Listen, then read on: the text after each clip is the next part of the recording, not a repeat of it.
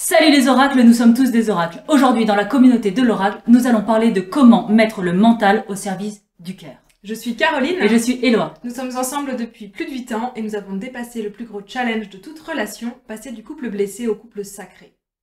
Pourquoi est-ce qu'on parle de mettre le mental au service du cœur? C'est parce qu'aujourd'hui, le mental prend toute la place. Ou en tout cas pour la plupart des gens. Je sais pas, dans la société, dans notre société aujourd'hui, on est une société qui est très mentale, très intellectuelle. Ça fait plusieurs siècles, je dirais 2-3 siècles, depuis le siècle des Lumières, qu'on a essayé de devenir très intelligent. Et on a porté la science au nu. Donc on a porté la logique, le rationnel, les choses, j'adore ces mots, scientifiquement prouvées, en disant que c'était le summum de l'intelligence humaine. Attention, on n'est pas en train de dire qu'on est contre ça non plus. Non, absolument pas. C'est juste que ça fait... Quand on se cantonne à ça, on enlève toute une moitié de l'expérience humaine. Voilà.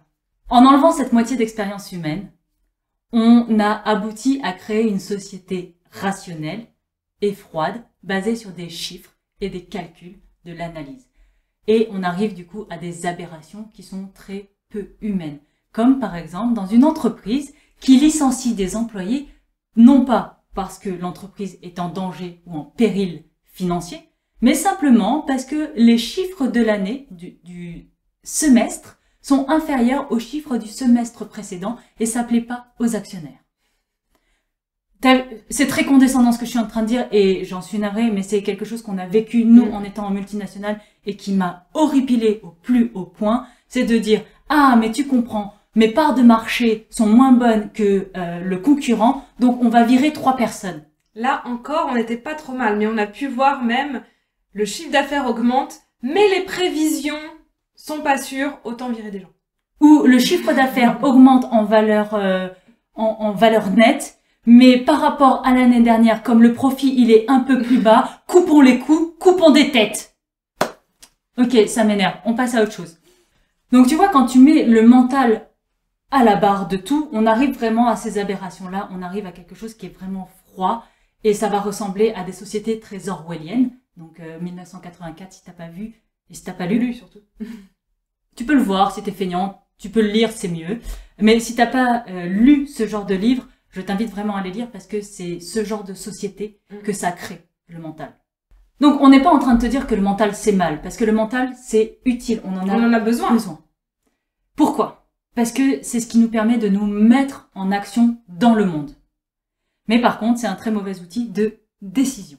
Et c'est pour ça que nous, on propose toujours de remettre le mental au service de son intuition, de son cœur, des choix du cœur, et non pas d'aller 100% dans l'intuition, qui serait aller dans un autre extrême, et c'est pas du tout ça qu'on a envie de proposer. Le mental, quand il prend des décisions, il se base sur ses expériences passées. Donc il va regarder le passé, il va en tirer des leçons, et il va prévoir le futur. De ce mécanisme-là, c'est ce qui nous maintient dans une boucle à répéter le passé, à répéter sans cesse la même histoire, puisque on crée notre futur à partir de ce qu'on sait déjà, donc de notre passé. Là, ce qu'on te propose, c'est de, au lieu de prendre notre source d'information à partir du mental et du passé, de le prendre à partir du cœur. Et le cœur, lui, il s'ouvre à tout le champ des possibles, parce que le cœur a une très mauvaise mémoire. En fait. Il sort de la logique, c'est ce qui parfois fait peur, parce qu'on ne comprend pas toujours les élans qu'on a de notre cœur. Donc il va sortir de la logique, il va sortir de la rationalité, et surtout il va sortir de ce qui existe déjà pour aller dans quelque chose de totalement nouveau.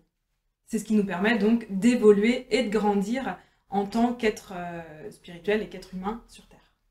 Comment est-ce qu'on remet le mental du coup au service du cœur?